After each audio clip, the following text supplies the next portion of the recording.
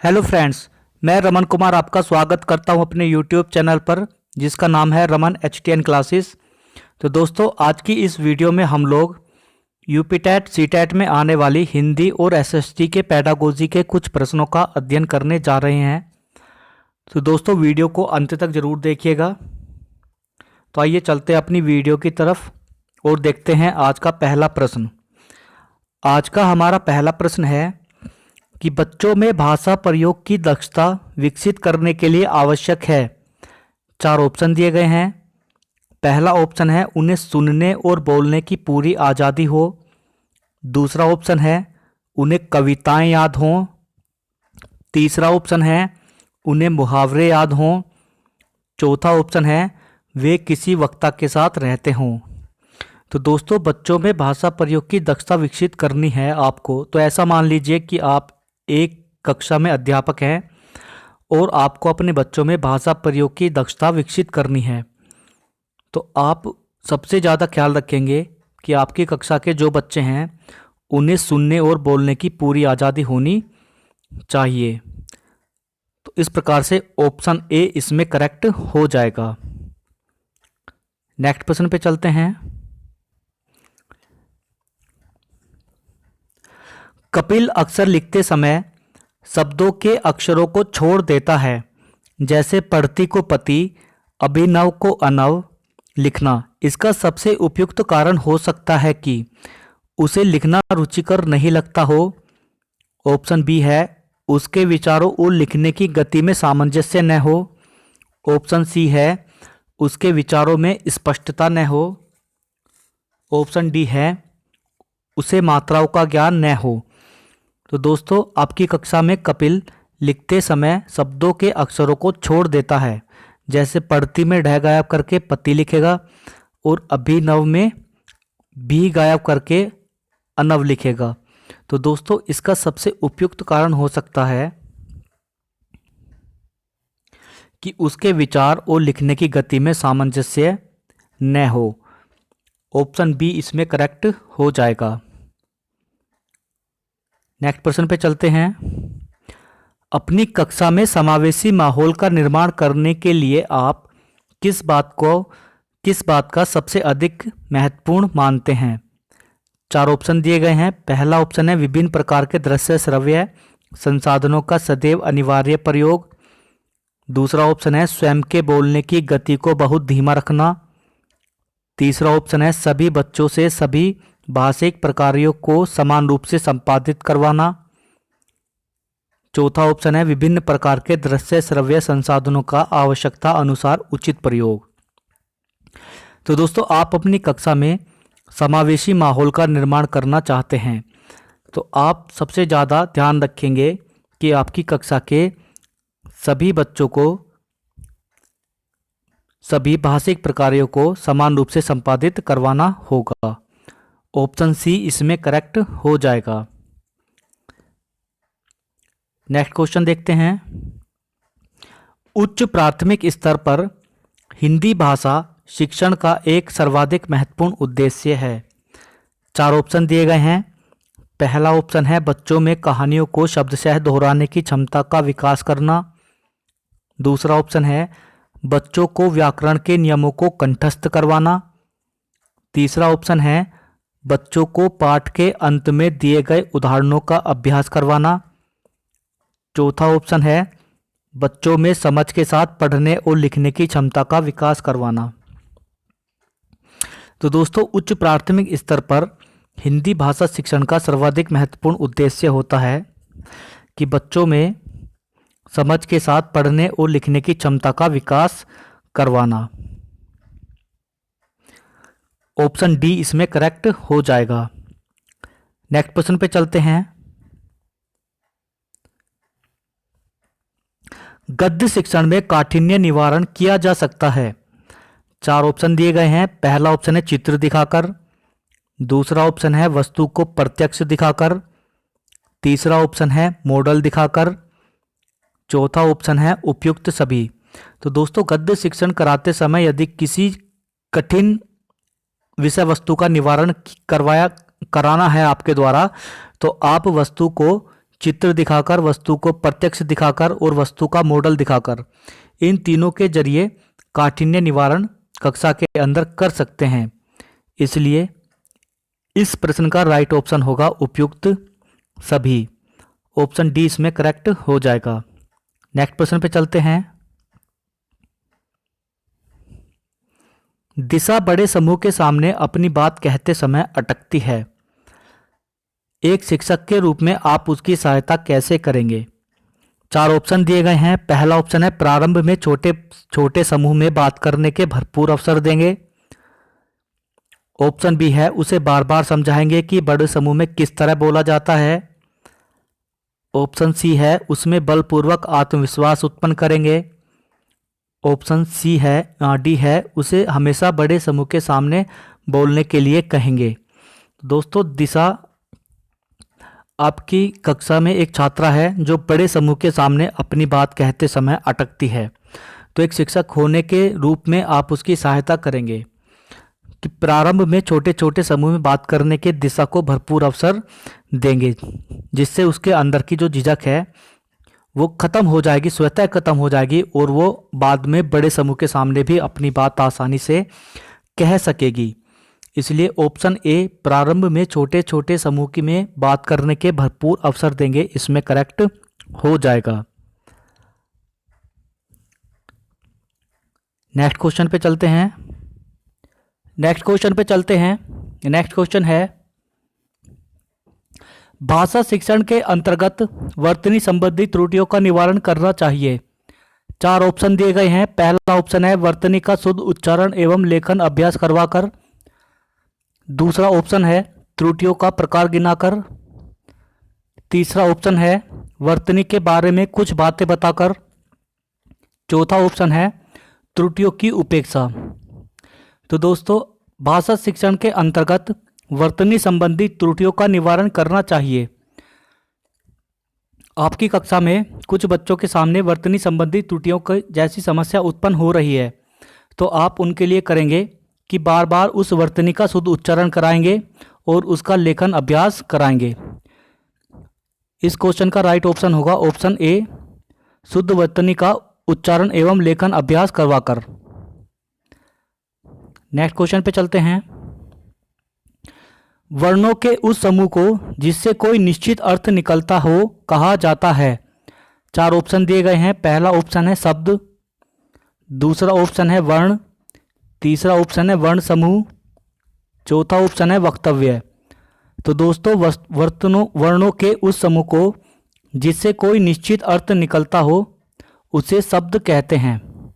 Option A इसमें correct हो जाएगा। नेक्स्ट क्वेश्चन पे चलते हैं। पियाजे के अनुसार भाषा अन्य संज्ञानात्मक तंत्रों की भांति परिवेश के साथ डैश के माध्यम से ही विकसित होती है। 4 ऑप्शन दिए गए हैं। पहला ऑप्शन है अंतःक्रिया। दूसरा ऑप्शन है सामंजस्य। तीसरा ऑप्शन है अलगाव। चौथा ऑप्शन है टकराव। तो दोस्तों, पियाजे के अनुसार भाषा अन्य संज्ञानात्मक तंत्रों की भांति परिवेश के साथ अंतःक्रिया के माध्यम से ही विकसित होती है। ऑप्शन ए इसका करेक्ट आंसर हो जाएगा। नेक्स्ट क्वेश्चन पे चलते हैं। बच्चे प्रारंभ से ही 4 ऑप्शन दिए गए हैं। पहला ऑप्शन है बहुभाषिक होते हैं। दूसरा ऑप्शन है द्विभाषिक होते हैं। तीसरा ऑप्शन है एक भाषिक होते हैं। चौथा ऑप्शन है इनमें से कोई नहीं। तो दोस्तों, बच्चे प्रारंभ से ही बहुभाषिक होते हैं। ऑप्शन ए इसमें करेक्ट हो जाएगा। नेक्स्ट प्रश्न पे चलते हैं। नेक्स्ट क्वेश्चन है प्रारंभिक स्तर पर शिक्षा का माध्यम कैसा होना चाहिए। 4 ऑप्शन दिए गए हैं। पहला ऑप्शन है हिंदी में होना चाहिए। दूसरा ऑप्शन है बच्चे की मातृभाषा में होना चाहिए। तीसरा ऑप्शन है उर्दू में होना चाहिए। चौथा ऑप्शन है इंग्लिश में होना चाहिए। तो दोस्तों, प्रारंभिक स्तर पर शिक्षा का माध्यम बच्चे की मातृभाषा में होना चाहिए। ऑप्शन बी इसका करेक्ट आंसर हो जाएगा। नेक्स्ट क्वेश्चन पे चलते हैं। दूसरी कक्षा में पढ़ने वाला अक्षय हिंदी की कक्षा में अपनी मातृभाषा में बात करता है, आप क्या करेंगे? चार ऑप्शन दिए गए हैं। पहला ऑप्शन है उसे बिल्कुल अनदेखा कर पढ़ाते रहेंगे। दूसरा ऑप्शन है बाकी बच्चों को उसकी भाषा सीखने के लिए कहेंगे। तीसरा ऑप्शन है उसको डांटेंगे कि वह कक्षा में अपनी मातृभाषा का प्रयोग न करे। चौथा ऑप्शन है उसकी भाषा को समझने की कोशिश करेंगे। तो दोस्तों, दूसरी कक्षा में पढ़ने वाला अक्षय हिंदी की कक्षा में अपनी मातृभाषा में प्रयोग बात करता है, तो आप उस बालक की भाषा को समझने की कोशिश करेंगे। ऑप्शन डी इसमें करेक्ट हो जाएगा। नेक्स्ट क्वेश्चन पे चलते हैं। नेक्स्ट क्वेश्चन है, प्राथमिक कक्षाओं में बच्चे कुछ लेकर विद्यालय आते हैं, जैसे अपनी डैश, अपने अनुभव, अपने दृष्टिकोण। रिक्त स्थान पर कौन सा आएगा? चार ऑप्शन दिए गए हैं। पहला ऑप्शन है समस्याएं, दूसरा ऑप्शन है भाषा, तीसरा ऑप्शन है पाठ्यपुस्तक, चौथा ऑप्शन है कमियां। तो दोस्तों, प्राथमिक स्तर पर बच्चे बहुत कुछ लेकर विद्यालय आते हैं, जैसे अपनी भाषाएं, अपने अनुभव, अपने दृष्टिकोण आदि। तो रिक्त स्थान पर भाषा आएगा। ऑप्शन बी इसमें करेक्ट होगा। नेक्स्ट क्वेश्चन पे चलते हैं। नेक्स्ट क्वेश्चन है, हिंदी की कक्षा में प्राय हिंदीतर भाषी बच्चे हिंदी सीखने में कठिनाई का सामना करते हैं, ऐसा क्यों होता है? चार ऑप्शन दिए गए हैं। पहला ऑप्शन है प्राय उनकी मातृभाषा और हिंदी भाषा की संरचना में अंतर होता है। दूसरा ऑप्शन है वे मन लगाकर हिंदी नहीं सीखते। तीसरा ऑप्शन है हिंदी सीखने में उनकी अरुचि होती है। चौथा ऑप्शन है हिंदी बहुत ही कठिन भाषा है। तो दोस्तों, हिंदी की कक्षा में प्राय हिंदीतर भाषी बच्चे हिंदी सीखने में कठिनाई का सामना करते हैं। ऐसा इसलिए होता है कि प्राय उनकी मातृभाषा और हिंदी भाषा की संरचना में अंतर होता है। ऑप्शन ए इसमें करेक्ट हो जाएगा। नेक्स्ट क्वेश्चन पे चलते हैं। नेक्स्ट क्वेश्चन है, निम्न में से किसका बच्चे के व्यक्तित्व निर्माण में महत्वपूर्ण योगदान होता है? चार ऑप्शन दिए गए हैं। पहला ऑप्शन है विदेशी भाषा, दूसरा ऑप्शन है शास्त्रीय भाषा, तीसरा ऑप्शन है मातृभाषा, चौथा ऑप्शन है क्षेत्रीय भाषा। तो दोस्तों, बच्चे के व्यक्तित्व निर्माण में महत्वपूर्ण योगदान होता है बच्चे की मातृभाषा का। ऑप्शन सी इसमें करेक्ट हो जाएगा। नेक्स्ट क्वेश्चन पे चलते हैं। बहुभाषी कक्षा में मातृभाषा के प्रयोग को चार ऑप्शन दिए गए हैं। पहला ऑप्शन है अनदेखा कर दिया जाना चाहिए, दूसरा ऑप्शन है अस्वीकार किया जाना चाहिए, तीसरा ऑप्शन है स्वीकार किया जाना चाहिए, चौथा ऑप्शन है अधिक महत्व नहीं दिया जाना चाहिए। तो दोस्तों, बहुभाषी कक्षा में मातृभाषा के प्रयोग को स्वीकार किया जाना चाहिए। ऑप्शन सी इसमें करेक्ट हो जाएगा। नेक्स्ट क्वेश्चन पे चलते हैं। नेक्स्ट क्वेश्चन है, वर्णमाला किसे कहेंगे? चार ऑप्शन दिए गए हैं। पहला ऑप्शन है शब्द समूह को, दूसरा ऑप्शन है वर्णों के संकलन को, तीसरा ऑप्शन है शब्द गणना को, चौथा ऑप्शन है वर्णों के व्यवस्थित समूह को। तो दोस्तों, वर्णमाला वर्णों के व्यवस्थित समूह को कहते हैं। ऑप्शन डी इसमें करेक्ट हो जाएगा। नेक्स्ट क्वेश्चन पे चलते हैं। नेक्स्ट क्वेश्चन है, भाषा की सबसे छोटी इकाई कौन सी है? चार ऑप्शन दिए गए हैं। पहला ऑप्शन है शब्द, दूसरा ऑप्शन है व्यंजन, तीसरा ऑप्शन है स्वर, चौथा ऑप्शन है वर्ण। तो दोस्तों भाषा की सबसे छोटी इकाई स्वर कहलाती है। ऑप्शन सी इसमें करेक्ट हो जाएगा। नेक्स्ट क्वेश्चन पे चलते हैं। नेक्स्ट क्वेश्चन है निम्नलिखित में से अधिगम की कौन सी गतिविधियां कक्षा के बाहर आयोजित की जाती है। चार ऑप्शन दिए गए हैं। पहला ऑप्शन है केस अध्ययन, दूसरा ऑप्शन है स्थानीय दौरा, तीसरा ऑप्शन है सहकारी शिक्षा, चौथा ऑप्शन है उपरोक्त सभी। तो दोस्तों केस अध्ययन, स्थानीय दौरा और सहकारी शिक्षा, ये तीनों गतिविधियां कक्षा के बाहर आयोजित की जा सकती हैं, इसलिए इसका राइट ऑप्शन होगा उपरोक्त सभी। नेक्स्ट क्वेश्चन पे चलते हैं। निम्नलिखित में से क्या शैक्षणिक अधिगम अवधि का एक घटक है। चार ऑप्शन दिए गए हैं। पहला ऑप्शन है सामग्री अधिव्यापन, दूसरा ऑप्शन है सफलता, तीसरा ऑप्शन है व्यस्त अवधि, चौथा ऑप्शन है उपरोक्त सभी। तो दोस्तों शैक्षणिक अधिगम अवधि का घटक होता है ये तीनों सामग्री अधिव्यापन, सफलता और व्यस्त अवधि शैक्षणिक अधिगम अवधि के एक घटक हैं, इसलिए राइट ऑप्शन होगा उपरोक्त सभी। नेक्स्ट क्वेश्चन पे चलते हैं। नेक्स्ट क्वेश्चन है सामाजिक विज्ञान शिक्षा शास्त्र है। चार ऑप्शन दिए गए हैं। पहला ऑप्शन है शिक्षार्थी की आयु, दूसरा ऑप्शन है शिक्षार्थी का विकास स्तर, तीसरा ऑप्शन है कक्षा की आवश्यकता, चौथा ऑप्शन है इनमें से कोई नहीं। तो दोस्तों सामाजिक विज्ञान शिक्षा शास्त्र कक्षा की एक आवश्यकता है। ऑप्शन सी इसमें करेक्ट हो जाएगा। नेक्स्ट क्वेश्चन पे चलते हैं। लिंग सामाजिकरण का अर्थ है। चार ऑप्शन दिए गए हैं। पहला ऑप्शन है परिवार लड़कों की तुलना में लड़कियों के संदर्भ में अधिक महत्वपूर्ण भूमिका निभाता है, दूसरा ऑप्शन है लड़कियों की अपेक्षा लड़कों का पक्ष लेना, तीसरा ऑप्शन है लड़कों के मुकाबले लड़कियों का पक्ष लेना, चौथा ऑप्शन है अपने समान लिंग के साथ खेलना। तो दोस्तों लिंग समाजीकरण का अर्थ है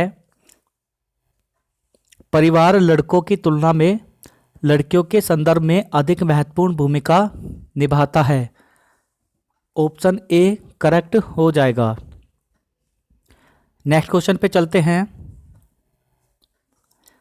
निम्न में से किस अवस्था में बच्चों को समकालीन मुद्दों और समस्याओं से परिचित कराया जा सकता है। चार ऑप्शन दिए गए हैं। पहला ऑप्शन है प्राथमिक अवस्था, दूसरा ऑप्शन है उच्च प्राथमिक अवस्था, तीसरा ऑप्शन है ए और बी दोनों, चौथा ऑप्शन है इनमें से कोई नहीं। तो दोस्तों प्राथमिक और उच्च प्राथमिक अवस्था में बच्चों को समकालीन मुद्दों और समस्याओं से परिचित कराया जा सकता है। राइट ऑप्शन होगा ऑप्शन सी ए और बी। नेक्स्ट क्वेश्चन पे चलते हैं। प्राथमिक स्तर पर सामाजिक एवं राजनीतिक जीवन की पाठ्य पुस्तक का शिक्षण निम्नलिखित में से किस एक उपागम पर बल देता है। चार ऑप्शन दिए गए हैं।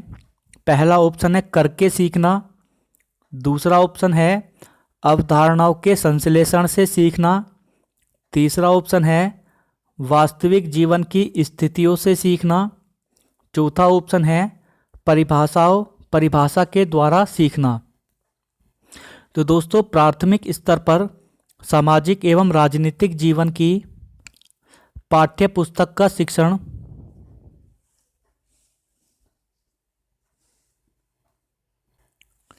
वास्तविक जीवन की स्थितियों से सीखना है। ऑप्शन सी इसमें करेक्ट हो जाएगा। नेक्स्ट क्वेश्चन पे चलते हैं। नेक्स्ट क्वेश्चन है सामाजिक विज्ञान के विषयों के अध्ययन का महत्व इसलिए है क्योंकि बच्चे इससे, चार ऑप्शन दिए गए हैं। पहला ऑप्शन है लोकतंत्र के बारे में विस्तार से सीख सकते हैं। दूसरा ऑप्शन है समाज और उनके पर्यावरण को समझ सकते हैं। तीसरा ऑप्शन है भूत की घटनाओं का मूल्यांकन कर सकते हैं, भूतकाल की घटनाओं का मूल्यांकन कर सकते हैं। चौथा ऑप्शन है प्राकृतिक संसाधनों को सुरक्षित कर सकते हैं। तो दोस्तों, सामाजिक विज्ञान के विषयों का अध्ययन का महत्व इसलिए है क्योंकि बच्चे इससे समाज और उसके पर्यावरण को समझ सकते हैं। ऑप्शन बी इसमें करेक्ट हो जाएगा। नेक्स्ट प्रश्न पे चलते हैं। सामाजिक विज्ञान शिक्षण का आधार पत्र किस पर बल देता है? चार ऑप्शन दिए गए हैं। पहला ऑप्शन है विभिन्न मतों का सम्मान करना तथा विचारों व अभ्यासों का परीक्षण करना। दूसरा ऑप्शन है याद करने को प्रोत्साहित करना। तीसरा ऑप्शन है सामाजिक पदानुक्रम को स्वीकार करना। चौथा ऑप्शन है पाठ्य पुस्तकों का प्रयोग अधिक करना। तो दोस्तों, सामाजिक विज्ञान शिक्षण का आधार पत्र विभिन्न मतों का सम्मान करना तथा विचारों व अभ्यासों का परीक्षण करने पर बल देता है।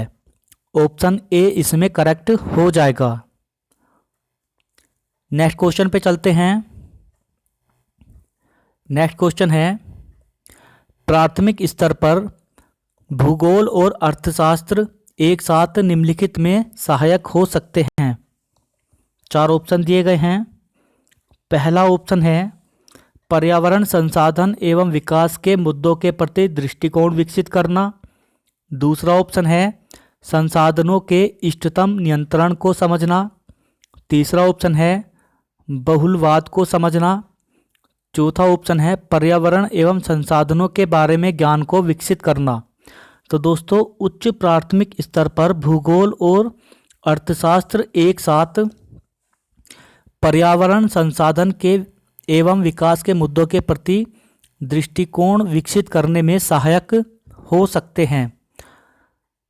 ऑप्शन ए इसका करेक्ट हो जाएगा। नेक्स्ट क्वेश्चन पे चलते हैं। नेक्स्ट क्वेश्चन है सामाजिक अध्ययन शिक्षण का मुख्य उद्देश्य छात्रों में निम्नलिखित भावना का विकास करना होता है। चार ऑप्शन दिए गए हैं। पहला ऑप्शन है राष्ट्रीयता की भावना का। दूसरा ऑप्शन है प्रांतीयता की भावना का। तीसरा ऑप्शन है स्थान विशेष की भावना का। चौथा ऑप्शन है जातीयता की भावना का। तो दोस्तों, सामाजिक अध्ययन शिक्षण का मुख्य उद्देश्य छात्रों में राष्ट्रीयता की भावना का विकास करना होता है। ऑप्शन ए इसका करेक्ट हो जाएगा। नेक्स्ट क्वेश्चन पे चलते हैं। नेक्स्ट क्वेश्चन है सामाजिक विज्ञान के अध्यापक का उद्देश्य होना चाहिए। चार ऑप्शन दिए गए हैं। पहला ऑप्शन है सामाजिक समरसता का विकास करना। दूसरा ऑप्शन है सामाजिक विज्ञान का नवनिर्माण करना। तीसरा ऑप्शन है सामाजिक समस्याओं का समाधान ढूंढना। चौथा ऑप्शन है उपरोक्त सभी। तो दोस्तों, सामाजिक विज्ञान के अध्यापक का मुख्य उद्देश्य सामाजिक समरसता का विकास करना भी होता है, सामाजिक विज्ञान का नवनिर्माण करना भी होता है और सामाजिक समस्याओं का समाधान ढूंढना भी होता है। इसलिए इसका राइट ऑप्शन होगा ऑप्शन डी, उपरोक्त सभी। नेक्स्ट क्वेश्चन पे चलते हैं। नेक्स्ट क्वेश्चन है सामाजिक विज्ञान विषय वस्तु का उद्देश्य होना चाहिए। चार ऑप्शन दिए गए हैं। पहला ऑप्शन है छात्रों को विश्व में होने वाली घटनाओं से परिचित करवाना। दूसरा ऑप्शन है छात्रों को परिचित सामाजिक यथार्थ का आलोचनात्मक अन्वेषण व उन पर प्रश्न उठाकर जागरूक बनाया जाए।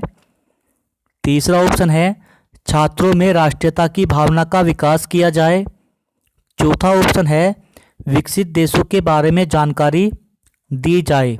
तो दोस्तों, सामाजिक विज्ञान विषय वस्तु का उद्देश्य होना चाहिए कि छात्रों को परिचित सामाजिक यथार्थ का आलोचनात्मक अन्वेषण एवं उन पर प्रश्न उठाकर जागरूक बनाया जाए। ऑप्शन बी इसका करेक्ट हो जाएगा। नेक्स्ट क्वेश्चन पे चलते हैं।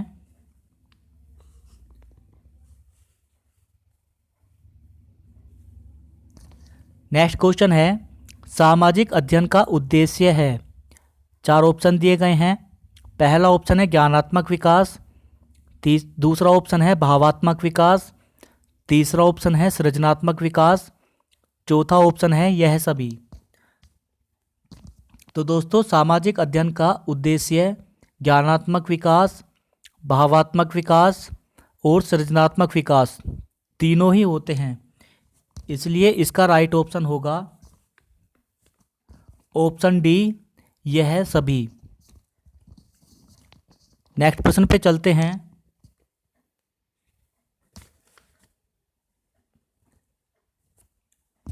कौन से पुनर्बलक प्राणी को पलायन तथा परिहार की अनुक्रिया सिखाते हैं?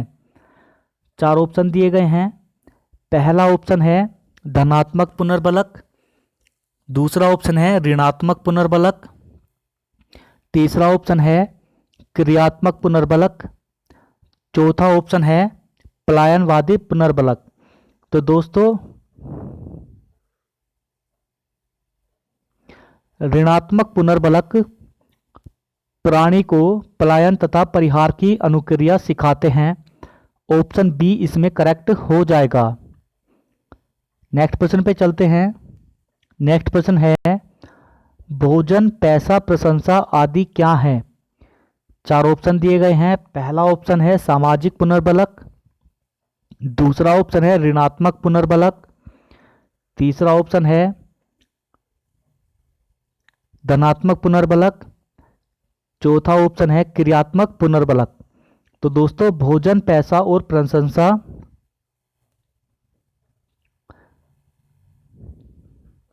धनात्मक पुनर्बलक होते हैं। ऑप्शन बी इसका करेक्ट हो जाएगा। नेक्स्ट प्रश्न पे चलते हैं। स्किनर ने अपने प्रयोग किस पर किए? 4 ऑप्शन दिए गए हैं। पहला ऑप्शन है चूहे पर, दूसरा ऑप्शन है कबूतर पर, तीसरा ऑप्शन है उक्त दोनों पर, चौथा ऑप्शन है बिल्ली पर।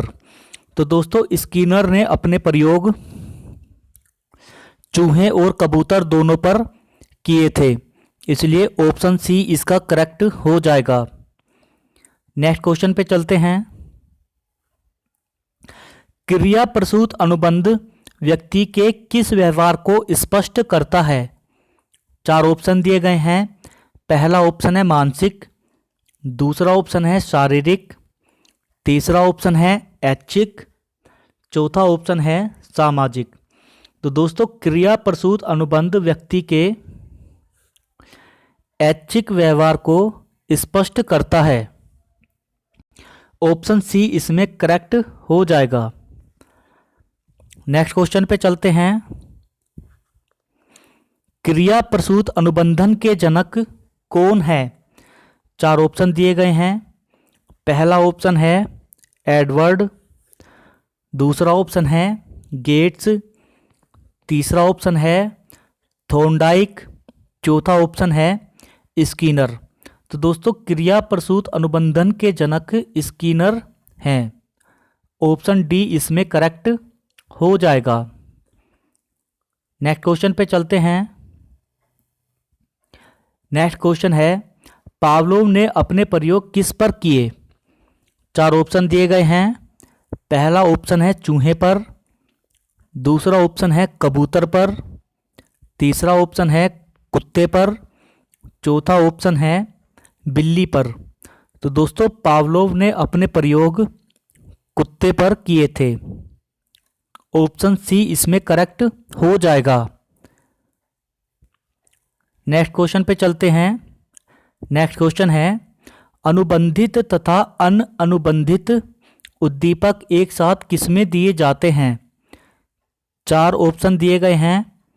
पहला ऑप्शन है क्रिया प्रसूत अनुबंधन, दूसरा ऑप्शन है सहकालिक अनुबंध, तीसरा ऑप्शन है ऐच्छिक अनुबंध, चौथा ऑप्शन है उपरोक्त सभी में। तो दोस्तों अनुबंधित तथा अनुबंधित उद्दीपक एक साथ सहकालिक अनुबंध में दिए जाते हैं।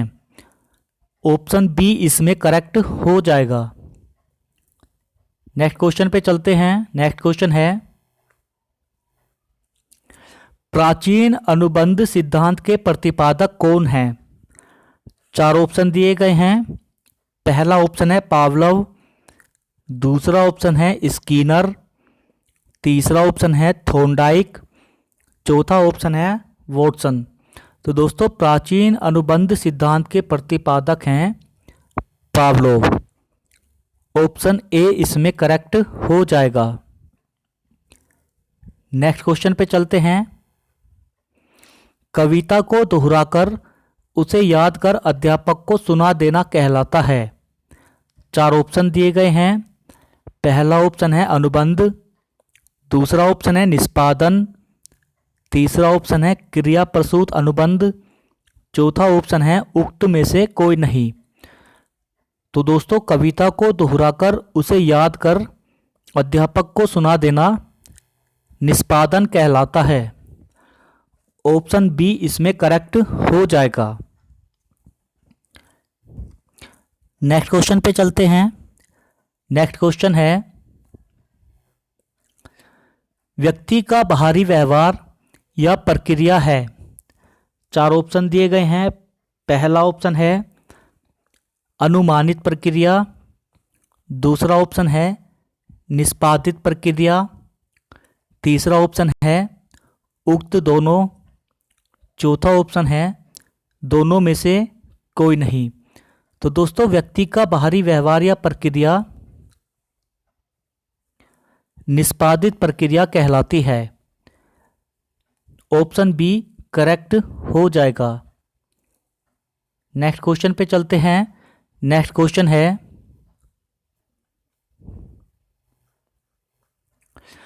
निम्न में से क्या अधिगम नहीं है? 4 ऑप्शन दिए गए हैं। पहला ऑप्शन है वृद्धि, दूसरा ऑप्शन है परिवर्तन, तीसरा ऑप्शन है बिना अभ्यास व अनुभव के व्यवहार परिवर्तन, चौथा ऑप्शन है उक्त में से कोई नहीं।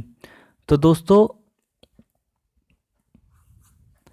बिना अभ्यास व अनुभव के व्यवहार में परिवर्तन अधिगम नहीं है। ऑप्शन सी इसमें करेक्ट हो जाएगा। नेक्स्ट क्वेश्चन पे चलते हैं। नेक्स्ट क्वेश्चन है एक बालक गर्म स्टोव को छू लेता है जिससे उसका हाथ जल जाता है, जिससे दोबारा वह उस स्टोव को नहीं छूता। बालक का यह व्यवहार कहलाता है। 4 ऑप्शन दिए गए हैं।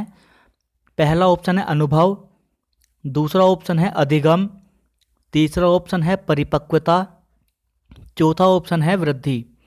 तो दोस्तों एक बालक गर्म स्टोव को छूता है जिससे उसका हाथ जल जाता है, जिससे दोबारा वह उस स्टोव को नहीं छूता है। तो यह बालक का व्यवहार कहलाएगा अधिगम। ऑप्शन बी इसमें करेक्ट हो जाएगा। नेक्स्ट प्रश्न पे चलते हैं। नेक्स्ट प्रश्न है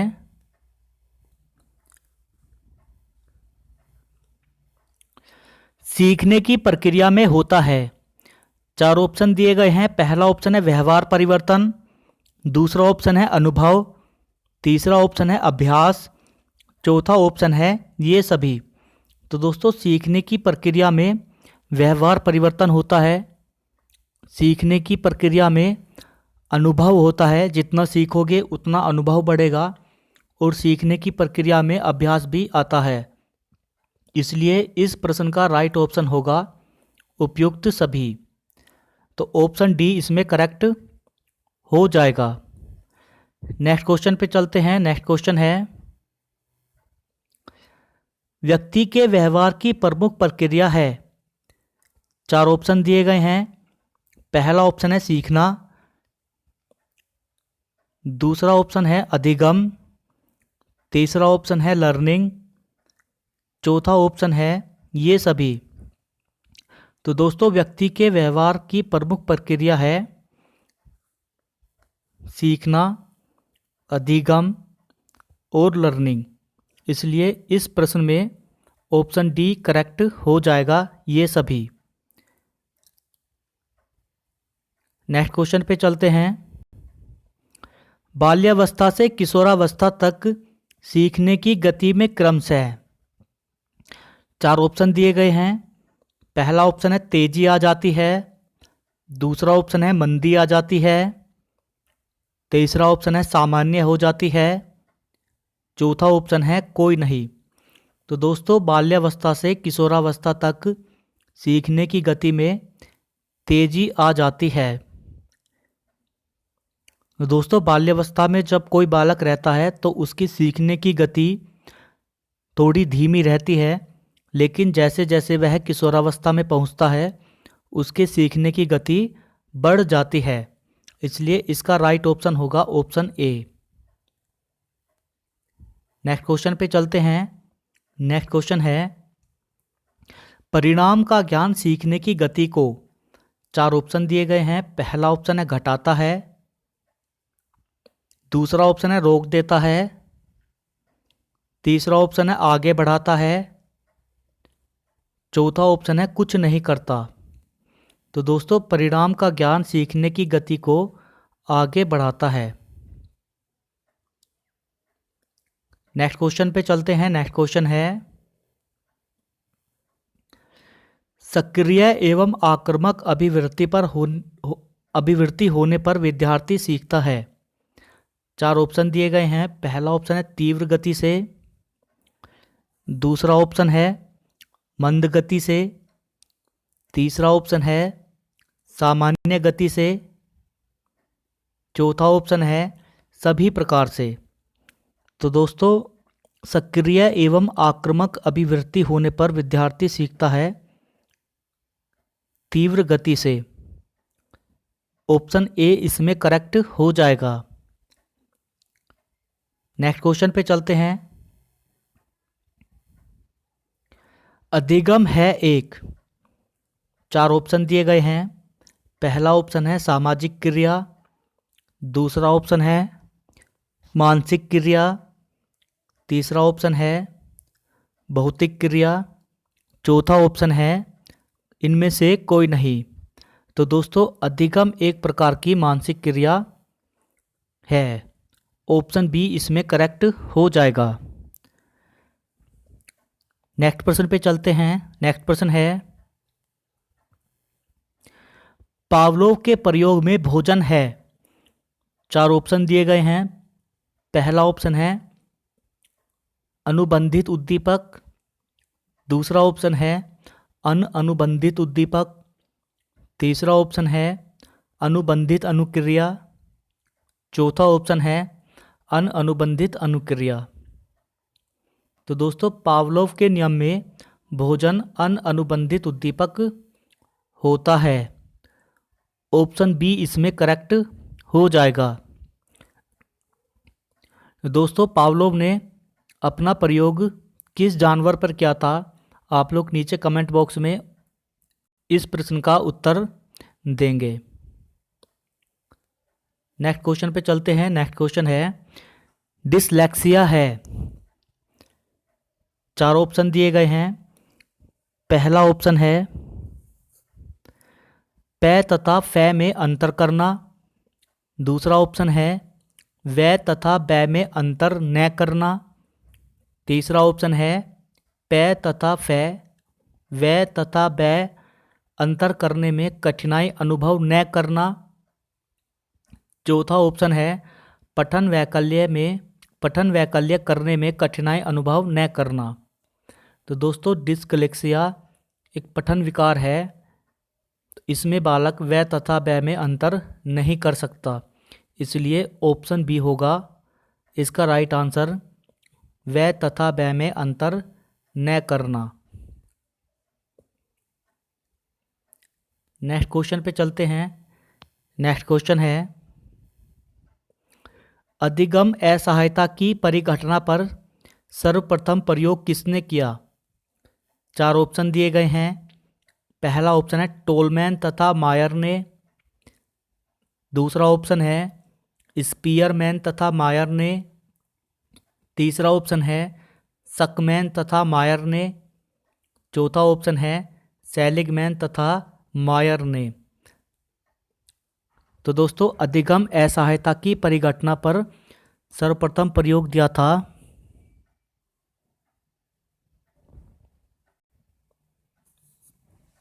सेलिगमैन तथा मायर ने। ऑप्शन डी इसमें करेक्ट हो जाएगा। नेक्स्ट क्वेश्चन पे चलते हैं। नेक्स्ट क्वेश्चन है, अपशब्द बोलने पर बालक की पिटाई करने से अनुक्रिया की संभावना। 4 ऑप्शन दिए गए हैं। पहला ऑप्शन है बढ़ जाती है। दूसरा ऑप्शन है घट जाती है। तीसरा ऑप्शन है तटस्थ रहती है। चौथा ऑप्शन है अनवरत रहती है। तो दोस्तों, अपशब्द बोलने पर बालक की पिटाई करने से अनुक्रिया की संभावना घट जाती है। ऑप्शन बी इसमें करेक्ट हो जाएगा। नेक्स्ट क्वेश्चन पे चलते हैं। नेक्स्ट क्वेश्चन है,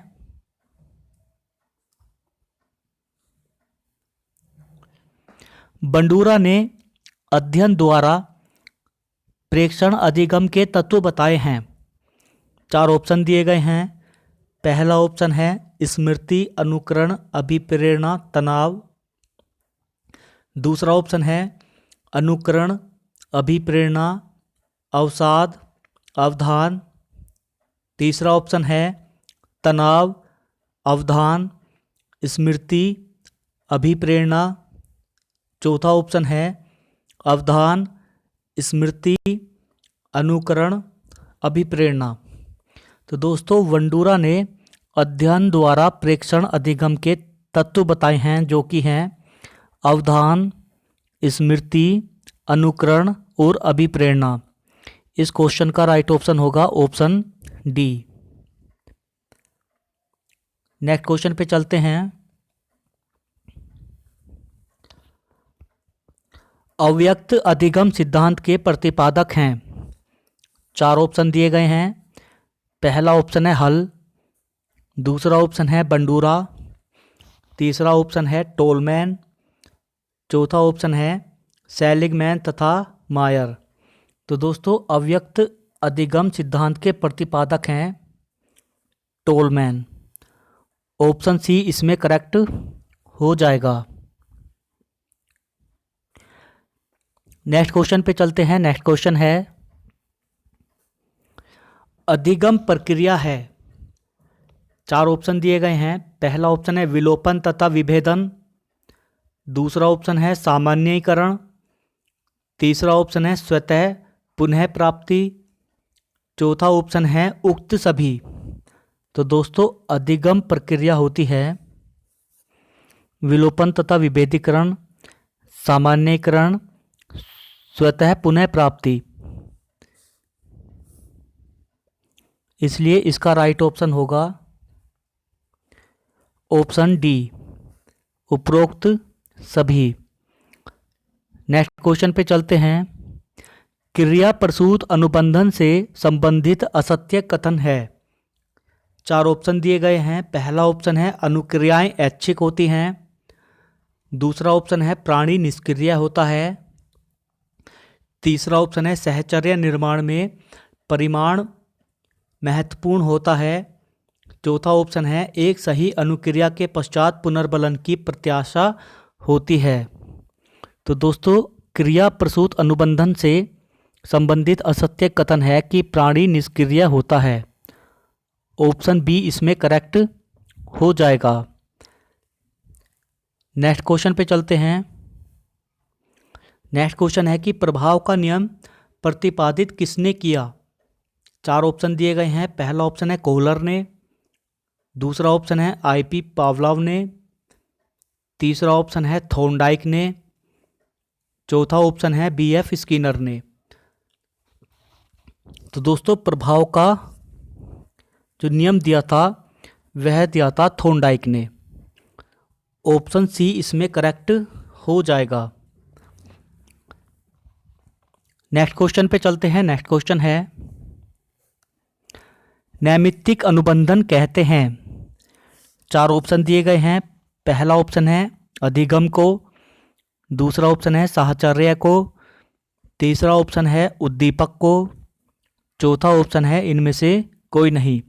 तो दोस्तों नैमित्तिक अनुबंधन के विषय में इनमें से कोई नहीं विकल्प इसमें सत्य होगा, करेक्ट होगा, ऑप्शन डी। नेक्स्ट क्वेश्चन पे चलते हैं। स्किनर ने प्रयोग किया। 4 ऑप्शन दिए गए हैं। पहला ऑप्शन है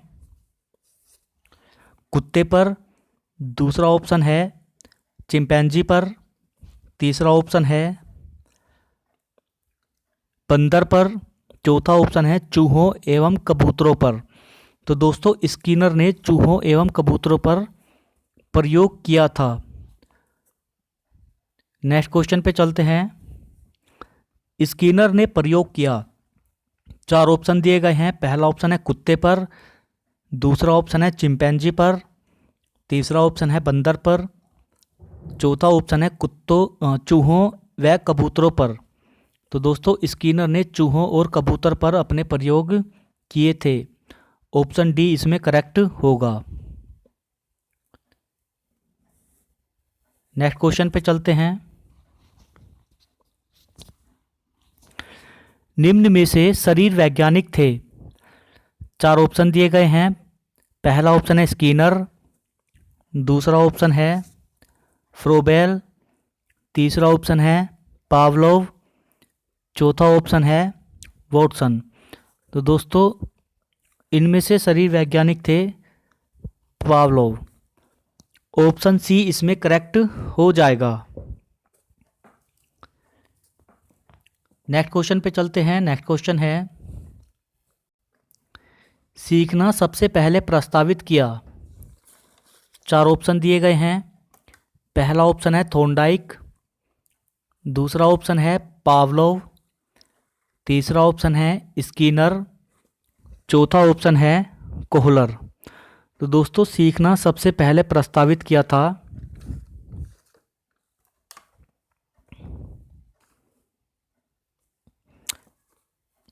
पावलोव ने। ऑप्शन बी इसमें करेक्ट हो जाएगा। नेक्स्ट क्वेश्चन पे चलते हैं। नेक्स्ट क्वेश्चन है अधिगम से संबंधित कौन सा कथन सत्य है। 4 ऑप्शन दिए गए हैं। पहला ऑप्शन है सीखने की प्रक्रिया में व्यवहार में परिवर्तन अभ्यास अथवा अनुभव के कारण होता है। दूसरा ऑप्शन है सीखने में व्यवहार परिवर्तन में तुलनात्मक रूप से स्थायी होता है। तीसरा ऑप्शन है परिवर्तन व्यवहार की क्षमता तथा बाह्य व्यवहार दोनों में हो सकता है। तो चौथा ऑप्शन है उपरोक्त सभी। तो दोस्तों अधिगम से संबंधित ये सारे कथन सत्य हैं, इसलिए इसका राइट ऑप्शन होगा ऑप्शन डी उपरोक्त सभी। नेक्स्ट क्वेश्चन पे चलते हैं। नेक्स्ट क्वेश्चन है बच्चों की स्कूल की भाषा और घर एवं पड़ोस की भाषा में होना चाहिए। 4 ऑप्शन दिए गए हैं। पहला ऑप्शन है जुड़ाव, दूसरा ऑप्शन है समरसता, तीसरा ऑप्शन है समरूपता, चौथा ऑप्शन है अलगाव। तो दोस्तों बच्चे की स्कूल की भाषा और घर एवं पड़ोस की भाषा में समरसता होना चाहिए। ऑप्शन बी इसमें करेक्ट हो जाएगा। नेक्स्ट क्वेश्चन पे चलते हैं। नेक्स्ट क्वेश्चन है भाषा की पाठ्य पुस्तक में एक पाठ एकांकी के रूप में है आप। चार ऑप्शन दिए गए हैं। पहला ऑप्शन है एकांकी में आए पात्रों के संवाद याद करवाएंगी।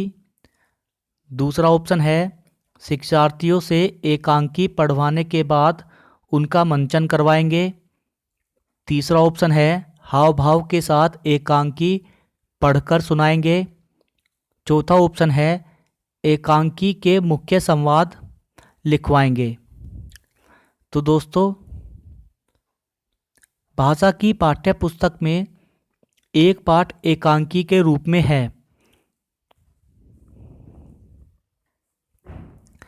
तो आप शिक्षार्थियों से एकांकी पढ़वाने के बाद उसका मंचन करवाएंगे। ऑप्शन बी इसमें करेक्ट हो जाएगा। नेक्स्ट क्वेश्चन पे चलते हैं। नेक्स्ट क्वेश्चन है द्वितीय भाषा सीखने के संदर्भ में सबसे कम महत्वपूर्ण है। चार ऑप्शन दिए गए हैं। पहला ऑप्शन है अभिभावक से प्राप्त प्रोत्साहन। दूसरा ऑप्शन है भाषा की परीक्षा। तीसरा ऑप्शन है अभिवृत्ति। चौथा ऑप्शन है शिक्षक का रवैया। दोस्तों, द्वितीय भाषा सीखने के संदर्भ में सबसे कम महत्वपूर्ण है भाषा की परीक्षा। ऑप्शन बी इसमें करेक्ट हो जाएगा। तो दोस्तों, यदि वीडियो अच्छी लग रही है तो वीडियो को लाइक ज़रूर करिएगा और चैनल को सब्सक्राइब ज़रूर करिएगा। नेक्स्ट प्रश्न पे चलते हैं। लिखना और पढ़ना सीखने के संदर्भ में कौन सा कथन सबसे उपयुक्त है? चार ऑप्शन दिए गए हैं। पहला ऑप्शन है सीखने की तुलना में लिखना सीखना जटिल है। दूसरा ऑप्शन है लिखना सीखने की तुलना में पढ़ना सीखना जटिल है। तीसरा ऑप्शन है दोनों कौशल एक एक करके सीखे जाते हैं। चौथा ऑप्शन है लिखना और पढ़ना लिखना समान रूप से अंतर संबंधित है। दोस्तों, लिखना और पढ़ना सीखने के संदर्भ में सबसे उपयुक्त कथन होगा कि लिखना और पढ़ना लिखना समान रूप से अंतर संबंधित होते हैं। ऑप्शन डी इसमें करेक्ट हो जाएगा। नेक्स्ट क्वेश्चन पे चलते हैं। नेक्स्ट क्वेश्चन है प्राथमिक स्तर पर कौन सी गतिविधि बच्चों की मौखिक अभिव्यक्ति के विकास में सबसे कम प्रभावी है? चार ऑप्शन दिए गए हैं। पहला ऑप्शन है घटना वर्णन करना। दूसरा ऑप्शन है कहानी को शब्दशः दोहराना। तीसरा ऑप्शन है कहानी को अपनी भाषा में कहना। चौथा ऑप्शन है चित्र दिखाकर कहानी लिखवाना। तो दोस्तों, प्राथमिक स्तर पर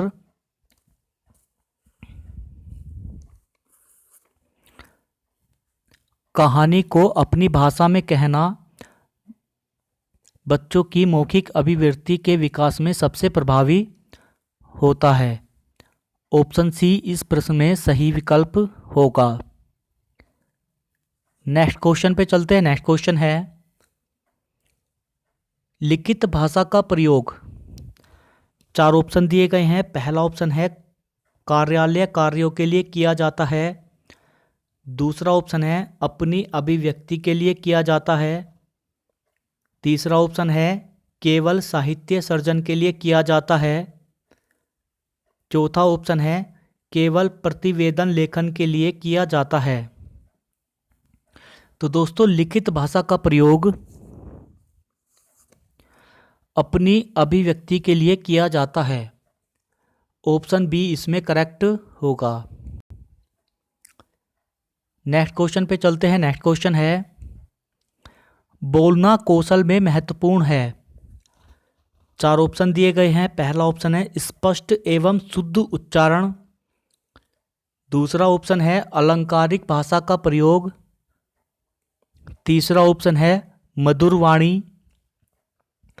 चौथा ऑप्शन है संदर्भ एवं स्थिति के अनुसार अपनी बात कह सकना। तो दोस्तों बोलना कौशल में महत्वपूर्ण होता है संदर्भ एवं स्थिति के अनुसार अपनी बात कह सकना। ऑप्शन डी इसमें सही विकल्प होगा। नेक्स्ट क्वेश्चन पे चलते हैं। नेक्स्ट क्वेश्चन है ग्रहात्मक कौशल में शामिल है। 4 ऑप्शन दिए गए हैं। पहला ऑप्शन है सुनना पढ़ना, दूसरा ऑप्शन है पढ़ना और लिखना, तीसरा ऑप्शन है सुनना और बोलना, चौथा ऑप्शन है बोलना और सीखना। तो दोस्तों ग्रहात्मक कौशल में शामिल है बोलना और लिखना। ऑप्शन डी इसमें सही होगा। नेक्स्ट क्वेश्चन पे चलते हैं। नेक्स्ट क्वेश्चन है लेखन कुशलता का विकास करने में सबसे कम महत्वपूर्ण है। 4 ऑप्शन दिए गए हैं। पहला ऑप्शन है प्रतिलिपि, दूसरा ऑप्शन है अधूरी कहानी को पूरा करना, तीसरा ऑप्शन है कहानी कविता का सृजनात्मक लेखन, चौथा ऑप्शन है आंखों देखी घटना को लिखना। तो दोस्तों लेखन कुशलता का विकास करने में सबसे कम महत्वपूर्ण है प्रतिलिपि। ऑप्शन ए इसमें करेक्ट हो जाएगा। तो दोस्तों आप किसी की प्रतिलिपि करते हो, प्रतिलिपि का मतलब होता है कॉपी करते हो, तो कॉपी करना या नकल करना लेखन कुशलता के विकास में सबसे कम महत्वपूर्ण होता है। ऑप्शन ए इसमें करेक्ट हो जाएगा। नेक्स्ट क्वेश्चन पे चलते हैं। नेक्स्ट क्वेश्चन है वाणी होती है और लिखित भाषा की तुलना में काफ़ी तेजी से बदलती रहती है। 4 ऑप्शन दिए गए हैं। पहला ऑप्शन है स्थिर, दूसरा ऑप्शन है अस्थाई, तीसरा ऑप्शन है स्थायी, चौथा ऑप्शन है इनमें से कोई नहीं। तो दोस्तों वाणी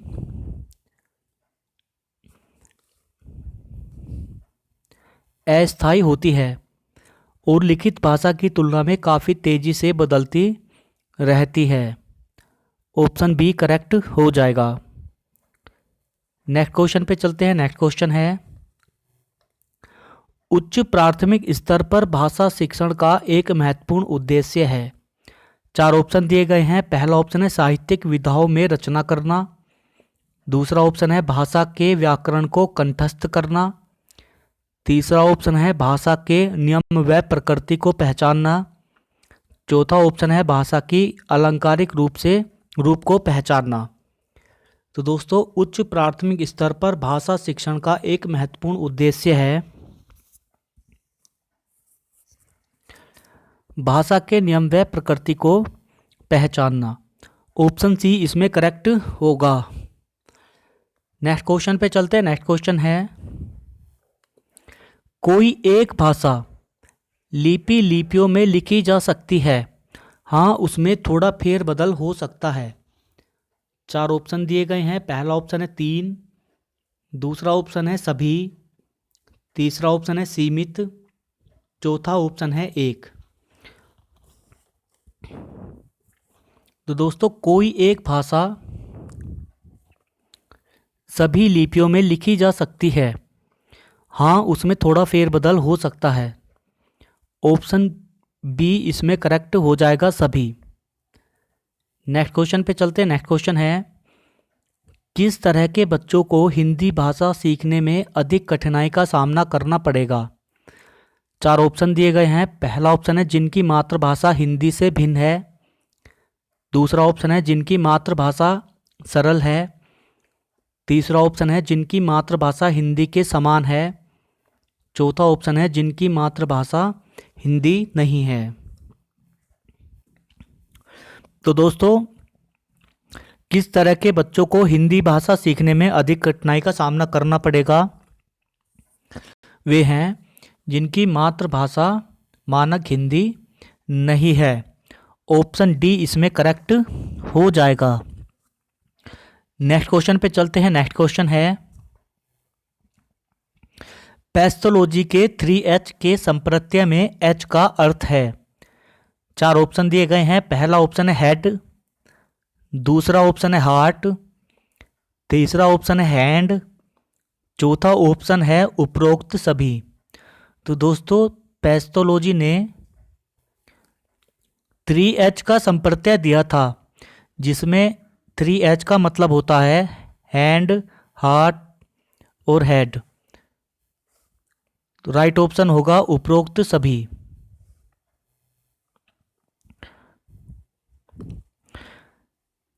नेक्स्ट क्वेश्चन पे चलते हैं। नेक्स्ट क्वेश्चन है प्रश्नोत्तर विधि का जनक माना जाता है। 4 ऑप्शन दिए गए हैं। पहला ऑप्शन है मॉन्टेसरी, दूसरा ऑप्शन है कार्लवेल कुक, तीसरा ऑप्शन है सुकरात, चौथा ऑप्शन है फ्रोबेल। तो दोस्तों प्रश्नोत्तर विधि के जनक सुकरात को माना जाता है। ऑप्शन डी इसमें करेक्ट हो जाएगा। नेक्स्ट प्रश्न पे चलते हैं। नेक्स्ट प्रश्न है किशोरावस्था बड़े संघर्ष, तनाव व तूफान की अवस्था है। यह कथन किसका था? 4 ऑप्शन दिए गए हैं। पहला ऑप्शन है थोंडाइक, दूसरा ऑप्शन है स्किनर, तीसरा ऑप्शन है फ्रायड, चौथा ऑप्शन है स्टेनले होल। तो दोस्तों किशोरावस्था बड़े संघर्ष, तनाव व तूफान की अवस्था है, यह कथन स्टेनले होल ने दिया था। ऑप्शन डी इसमें करेक्ट होगा। नेक्स्ट क्वेश्चन पे चलते हैं। नेक्स्ट क्वेश्चन है खेलों के माध्यम से बालक में कौन सा गुण विकसित होता है? तो आप सभी जानते हैं कि खेल के माध्यम से बालक में सामाजिकता का विकास होता है। ऑप्शन ए इसमें करेक्ट हो जाएगा। नेक्स्ट क्वेश्चन पे चलते हैं। नेक्स्ट क्वेश्चन है मनोविज्ञान को सर्वप्रथम विज्ञान का दर्जा दिलाने वाली विधि कौन सी है? तो दोस्तों मनोविज्ञान को विज्ञान का दर्जा दिलाने वाली विधि है प्रयोगात्मक विधि। ऑप्शन सी इसमें करेक्ट हो जाएगा। तो दोस्तों ये थी हमारी आज की वीडियो। आज की वीडियो में हमने हिंदी और एसएसटी से आने वाले पेडागोजी के बहुत ही इम्पोर्टेंट प्रश्नों को सीखा। तो दोस्तों मैं उम्मीद करता हूँ कि आपको यह वीडियो ज़रूर पसंद आएगी। और दोस्तों अगर वीडियो को देखते हुए आप यहाँ तक पहुँच गए हैं तो आपसे एक रिक्वेस्ट है कि चैनल को सब्सक्राइब ज़रूर कीजिएगा और वीडियो को लाइक कीजिएगा, और जितना ज़्यादा हो सके अपने दोस्तों को वीडियो शेयर कीजिएगा। दोस्तों हमारे चैनल पर विज्ञान और साइकोलॉजी से जुड़े बहुविकल्पीय प्रश्नों की बहुत सारी वीडियो हैं। आपसे रिक्वेस्ट है कि जाकर के उन वीडियोस को भी देखिएगा और अपने दोस्तों को शेयर कीजिएगा, वीडियो को लाइक कीजिएगा। फिर से मिलते हैं एक नई वीडियो में। नमस्कार।